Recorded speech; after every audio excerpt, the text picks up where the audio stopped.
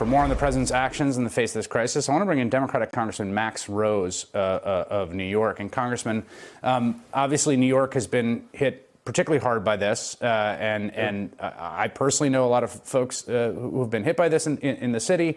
I'm sure many of your constituents have. It does seem to me that this, what your colleague Alexandria Ocasio-Cortez and Chuck Schumer have called for, this just seems like a very obvious and simple thing the government should be doing here.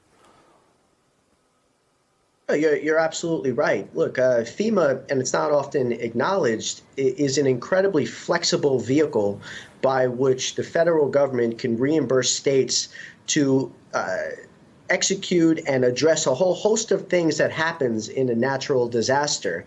About a month ago, I wrote a letter to FEMA calling on them to basically follow up on these requests for individual assistance. FEMA can also reimburse for unemployment assistance. FEMA can reimburse for housing, and certainly FEMA can reimburse for funeral costs. So this begs the question, why aren't they doing it? I mean, they didn't even respond to my letter, so why aren't they doing it? One can only imagine that they're not doing it because they don't know what the costs will be. They're worried about managerial expenses or this or that. Well, then come back to us. Tell Congress what you need, because I am certain, at least I hope, that they are not okay with New Yorkers or any other Americans dying and then being left in the street. They can't be okay with this. So tell us what you need, and I promise you, we will give it to you. And if we don't, then you will see me very loudly turning on Democrats or Republicans that won't fund you accordingly.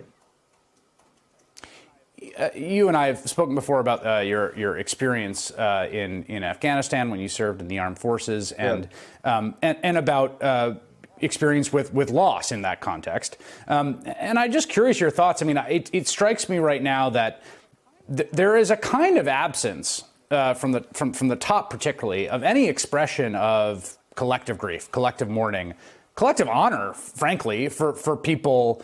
And compassion and empathy for people that have struggled through this at this moment when we are facing this. It really is essentially unprecedented situation. Look, we need moral leadership right now. We need the President of the United States to be not only the commander-in-chief, but the uniter-in-chief, and someone who we can see express the incredible grief that we are all feeling. There is not one New Yorker who hasn't in some way, shape, or form experienced this crisis in truly and utterly tragic ways. And beyond that, and this is one of the evils of this crisis, we are forced to grieve within the confines of our own home. We can't even go through the normal traditions associated with losing a loved one. And especially right now, we need our leader to actually say something about that. We need the president to say something about that. That is, in my mind, just as important as allocating these resources that we just referred to. I want to ask you about a scene that played out today, not in New York, in the state of Michigan, not dissimilar from scenes we've seen in other state capitals. A relatively small group of people, quite unrepresentative of national political and public opinion, given all the polling we've seen, and quite marginal, but a striking scene. These were protesters in Michigan, which it is their American right, of course, to freely assemble, but armed to the teeth, sometimes banging on doors, yelling at guards inside the Michigan State House, obviously not physically distancing at all. What do you make of protest with weapons like that in an American State House? Those are scary images. I say that as someone who spends a good portion of my time in Congress considering this issue of domestic terrorism and the rise of a far-right organized movement that is actually global in nature, often connected to people who have significant military training and weapons training and who are equipped accordingly. But we have to note this, okay? We are seeing numbers right now in New York that are starting slowly, not fast enough, slowly to go down. And that wasn't inevitable. Okay, it's not like the projections were wrong. No, we changed the reality of the projections, and we did that by all of us banding together and changing our social behavior. And we're not out of the woods yet. We will all there will continue to be a deep interdependence to this crisis. So of course we have to note the economic pain that people are going to. It would be naive and even cold to just disregard that. But with that being said, though, we can't just forget about the reality of this virus, which is that if we disregard the advice of medical professionals, then we will go right back to where we were, seeing an ungodly surge of new positive cases and death.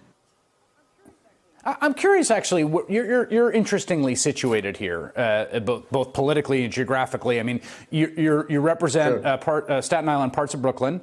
You're in a district that was previously held by a Republican. It's a district that voted for Trump in 2016. I am curious to hear what do your constituents think about all this? This is not a liberal district necessarily at all. No. It's also a district that is seeing firsthand the effects of this. What do you hear from the folks that you represent? Look, it's not a liberal district. It's not a conservative district. It's a patriotic district. And what I hear from people in my community is very simple. This is not the time to play games. This is not the time to be unnecessarily divisive. This is a time when we have to assume an attitude that one would assume during total war, which is to address the threat at hand and utilize all the resources that we have to save people's lives, because people's lives are absolutely on the line. Now, that doesn't mean that you don't hold people accountable. That doesn't mean that you don't exercise oversight. That's my job, and that certainly doesn't mean that you don't call someone out when they tell New Yorkers to drop dead, as Mitch McConnell and now his lackey Rick Scott recently have. I have no problem, and they have no problem, openly saying that that is wrong. It's ignorant, it's naive, it's cold, and it's economically stupid. But what they do not want to see is anyone getting in the way of us saving lives, getting in the way of putting people back safely to work. And that's what they deserve. Yeah. Congressman Max Rose, thank you so much for making some time tonight. Thanks again.